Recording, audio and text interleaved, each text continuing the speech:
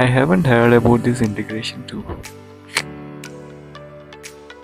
Hey everyone, welcome back to our channel. Today we are diving into an exciting topic: how to connect Databricks to GitHub. This integration is super useful for version control and collaboration on your data projects. Let's get started.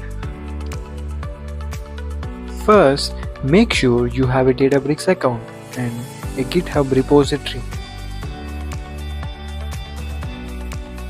Next, let's head on to Databricks. You will see a screen like this. Now, go to the settings under your profile icon. In that, choose Linked Account. You need to integrate your GitHub link in this. Once the link is successfully integrated, it will show a success message.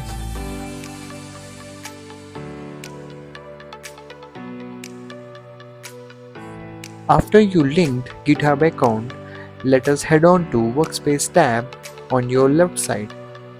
Now, when you click on it, you will see your workspace.